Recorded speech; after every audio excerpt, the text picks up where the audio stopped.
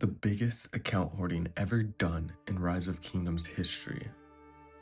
I saved up over 9,300 legendary commander sculptures and 1,600 legendary materials across 6 years to partake in a brand new challenge that has never been seen before. I will give myself mini challenges for every KVK I enter, and just like with any challenge, if I fail, I will pay the consequences. To start, let's go over the simple rules. I have the freedom to do anything I want until my first challenges appear. That means I could craft any legendary gear, max any commander, or if it comes down to it, become a dictator and steal all MGEs. Anything could happen. However, every single decision I make not only has to prepare myself and my account for the next KVK challenges, but for my ultimate goal, being called a fighter by Pluto Gaming, TSN Lambo, Redline, and now Apocalypse Gaming in 1 year's time. Because if I don't get called a fighter, then I will delete my entire account and quit Rise of Kingdoms once again.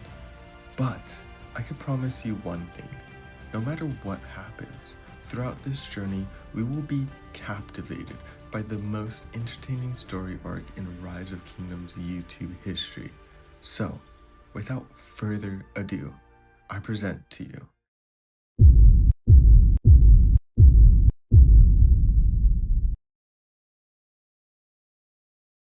See, the years of hoarding and partial inactivity meant that the stats on my new main account was completely rubbish. When I first started this challenge, I was sitting at 184 million power and just around 2.3 billion kill points with 14 million deaths. This was a farmer account if I've ever seen one. So when I wanted to complete this challenge, I had to start fresh in a brand new kingdom. The issue was finding a kingdom that would want me. Following rejection after rejection for migrating, I was offered a chance to fight with my longtime friend Smokey Montana in Kingdom 2174. Although I felt like I wanted to be in a high B or A kingdom, 2174 offered something that would help me in the short term: security and transparency. I would be able to finish my real life projects for the next few months, record and stream any gameplay, and be around some longtime Rise of Kingdoms friends. It was the perfect kingdom for me. But following my migration, I wasn't sure if I was going to keep on hoarding or invest. See, over the years of hoarding this account suffered through, I knew that to use everything this account has, it had to be for a good reason. Also, with the more you hoard, the better the YouTube videos are. And now, with migrating to 2174, a high D seed kingdom, I didn't think I would have a great fighting KVK or have to do much to survive. However, Lilith proved me wrong. 2 weeks ago, the KVK pop-up showed up in our kingdom. Our two great kings at the time, Snipe07 and Smokey, decided that we would go into KVK. The brand new KVK mode, Kinnear Blades, was available to be selected, and after a kingdom vote, we decided to test ourselves in this brand new KVK mode. However, the KVK mode wasn't the only reason that persuaded me towards spending my copious amounts of hoarding. It was the KVK matchup. When the matchup was ultimately released, we learned each camp had 4 kingdoms, and a number of these kingdoms seemed to have good fighters and be built upon good foundation of warrior mentalities. Still, it was a D seed KVK, but it had the potential to hold a good amount of fighting and, most importantly, content. More importantly, the dates lined up perfectly for me to be available to fight and be active.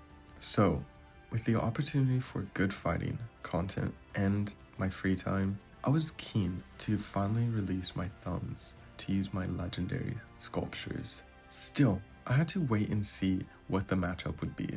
There's times where D-seed kingdoms want to secure a KVK victory rather than fight and risk losing. So I had a long time to wait to find out what the fighting situation was like. I began to hit some marauders with my mini account, dreaming about KVK fights. I even tried to argue for us to do a 1v all. Yes, I truly am addicted to fighting, but as 12 hours passed, I found out it would be a 3v3 fighting KVK.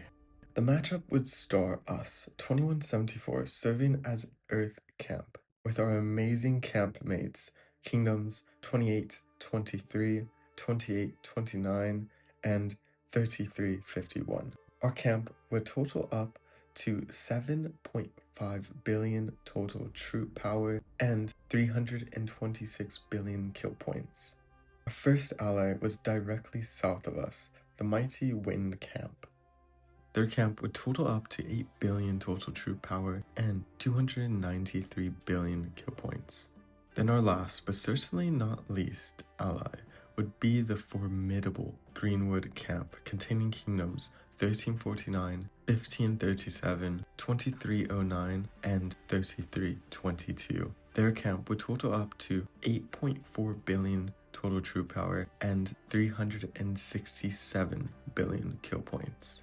This meant our enemies would be Fire Camp, most notably containing powerful kingdoms like 1614 and 2960. Their camp would total up to 9.7 billion total troop power and 308 billion kill points. Next, Daybreak, who had the fighters of most notably kingdoms 1183 and 2949. Their camp would total up to 8.8 billion total troop power and 301 billion kill points. And finally, the last enemy, Water Camp, containing kingdoms like 2464, 2561, and 2573, with their camp totaling up to 8.8 billion total troop power and 303 billion kill points. With this, I determined it would be perfect to pause my hoarding and start investing. So following my years of hoarding, I accumulated 9,365 legendary commander sculptures. This would not only help me smash my enemies, but to be able to smash my KVK challenges, which were the following. To start off with my Zone 4 fighting challenges. First, to get 25 million kills. Second, be in the top 5 in KVK in kill points gained in this zone. Third, achieve the top rank in my kingdom for fighting. Fourth, trade positive. And fifth, and most importantly, win the zone. The consequences for failing these challenges would be upgrading 1 skill level in a random commander and max 1 bundle. It's important to note that zone battles aren't going to be the deciding factor for not only the KVK, but my challenges. I figured to start off light with the challenges and incorporate a few annoying consequences. Meanwhile, our overall KVK challenges were different. I wanted to raise the ceiling and start this farmer to fighter series with a bang. So I determined the best challenges would be to win the KVK, be top 5 in total KVK kill points gained, get to 4 billion kill points on my account, reach 20 million total deads, and lastly, finish top 20 in KVK honor. Unlike some challenges, where the harder the challenge is, the easier the consequence is, I determined that if we do not win the KVK, I will randomly expertise 1 commander using an online will. If I do not finish within the top 5 in total KVK kill points gained, then I will not take 1 MGE spot in the following offseason. If I fail to double my kill points and or reach 20 million total deaths on my account, I will migrate following the conclusion of the KVK. And finally, if I fail to finish in top 20 honor, I will not make any gear upgrades until my next KVK ends. I feel like these are not only difficult challenges, but contain daunting consequences. Failing just one of these challenges could set myself back from achieving the grand goal of being called a fighter live on stream from my Rise of Kingdoms YouTube goats. But you know what would be worse than being called a farmer by these guys? Not being able to upload more of this series. So if you want to see more content, make sure to subscribe. And hey, if you want to further support my channel and be incorporated into this storytelling in the future, go into the description and feel free to donate. Where was I? Oh, yes, KVK matchup. Goals and challenges. Buying a Mad Mania Sucks t-shirt from TSN Lambo's clothing store. Still not being sponsored, by the way. And shamelessly plugging ways to support my channel. Rise of Kingdoms Brain Rot Tranquility. This was around the time I uploaded the first Farmer to Fighter episode, and while my expectations were low, but you guys blew my mind with the immediate reaction to the content. So, following my video, I needed to make the ultimate decision. What marches do I use for this KVK? I had to max upwards to 12 commanders. I needed to prepare myself for my challenges and to ultimately be called a fighter once again. Following the ample amounts of march suggestions that were made, not only from fellow content creators and friends featured in the first episode, but also by the hundreds of comments made by you guys, I decided to expertise 10 commanders. Feature the fighting characteristics I have always loved playing with in Rock, high DPS, and to be able to gain as many kill points as possible. I also had to take into account that I am not only just an open field player, I love to rally. I'm not a Leviathan or whale, instead just a tiny little fish that loves to do KVK tech. That means there were a few commanders I considered as must-haves personally. Joanne of Arc, Huo, Zuge Leon, Philip, and Belisarius Prime. See, I not only like to open field and rally, I like to swarm. Belisarius Prime was perfect for that. Joan of Arc and Huo are staple commanders that would be necessary for my 3 cavalry march lineup. And lastly, Xiao not only perfectly fits in being an amazing field commander, but he's vital for archer rallies. With my ideal commanders targeted, I needed to look at my original marches, which were Guan Leo, Luce Alex, Nevsky Arthur, and Nebu YSG. Yeah, only 4 marches. So with this being my previous setup, I identified some much needed areas to upgrade. First, with my cavalry commanders. I already had Nevsky and Arthur expertised. This enabled me to work my future cavalry pairs around them. There were an unlimited amount of ways to match cavalry, but since I wanted Huo, Belisarius Prime, and Joan Prime, I decided that the best possible pairs would be Huo, Nevsky, and Joan Belisarius Prime, but this left my Arthur still alone. At the time, I decided that I could match Philip with him or else move Arthur with Nevsky and Huo with William. But this was when Ordaddy Chadsky and his amazing community popularized the Arthur-William March. After seeing a few reports, I knew I wanted to run this march. So, with all said and done, my trio cavalry marches were locked in. Huo Nevsky, Joan of Arc Prime, and Belisarius Prime, and Arthur William. In total, these 3 marches were to cost me 2,120 legendary golden sculptures, 662 for Huo, 590 for Joan, 680 for Belisarius, and 188 for William's expertise. With my cavalry carrying me to greatness, I saw a lot of comments and suggestions on upgrading my infantry pairing. At the time, I featured Guan Leo and Luce Alexander the Great. To be fair, Luce Alex is undoubtedly a meta march, and arguably one of the best open field marches currently. But if Guan 5511 Leo in 2025? Yeah, yikes. So, with this in mind, I had to turn my focus on which infantry commanders would be best not only for now, but in the future. My options seemed to be Ragnar Prime, Scipio Prime, and William Wallace. Personally, I was hesitant on Scipio because I felt as if his time was coming to an end. Similarly, I felt like Wallace was a marginal upgrade and a commander that can be easily replaced when the new infantry drops soon. So Ragnar seemed like the perfect commander, but the only issue was who to pair him with, and remembered Philip. I considered Philip as a must-have, but it seemed like he was always paired with cavalry. Many suggested him with Arthur, but I found a few suggesting him with Ragnar. So I figured if Philip was a must-have, he would be the perfect secondary behind my future Ragnar Prime march. This meant my 2 infantry marches were Ragnar Prime with Philip as secondary and Luce Alex.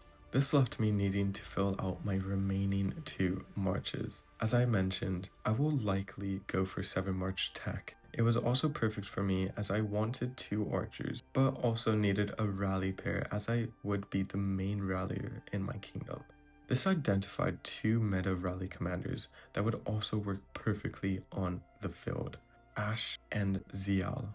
Ash is not only one of the best rally commanders for archers, but he pairs well with Zial. Although I knew Ash and Zial were now must-haves, I needed 2 more commanders to pair with them to fill out my 7 marches. This is where I figured YSG, one of the most reliable commanders in the game, is perfect to match with my Ash.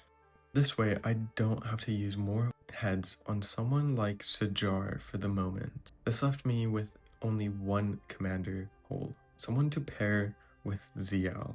Honestly, after all the suggestions and research, there was only 1 commander for that job, Herman Prime. This meant that I would use 1,213 legendary heads for Zial and Herman, and a separate 650 heads on Ash. Oh wait, thankfully, since I migrated to a kingdom I know very well, the leadership was more than willing to let me take first in the Archer MGE, seeing as I would be one of the main rally leaders.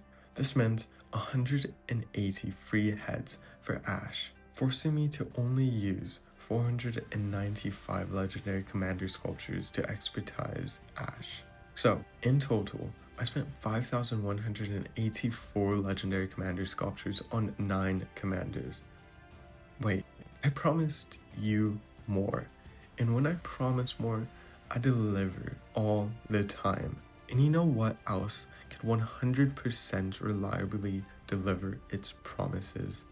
Hero Scrolls. This new and exciting Rise of Kingdoms service offers the best and most innovative top-of-the-line data collection services. Do you want to give yourself challenges for your KVKs? Hero Scrolls can help you track everything. Do you want to see if you're a fighter or farmer so you don't have to go and be embarrassed by TSN Lambo on live stream in front of hundreds of players? Hero Scrolls could do it. Be sure to check out this amazing project out in the description below. And no, I'm not sponsored. I freely endorsed an amazing project that I believe will add on to this amazing game. Yeah, I got sidetracked again. Where was I? Yes, using more of my never-ending gold heads. Because I am addicted to rallying, and due to my goat, War Daddy Chadsky, my eyes wandered to Attila the Hun, the same commander I instantly maxed years ago when Lilith first released him. To imagine that a commander this old is still meta in the game is absolutely mental, but I mainly want to invest in him because of Subutai, the next gen rally commander that I predicted would dominate the scenes. So, needing 650 heads, I decided to invest in the all-time GOAT of the game, Attila the Hun. With this, I officially expertise all the commanders I planned. In total, I used 5,646 legendary sculptures, over 180 bundles of dazzling stars, 200 blessed dazzling stars, thousands of normal legendary stars, and millions of experience books, all to achieve the most meta 7 marches in the game currently. So, without further ado, I present to you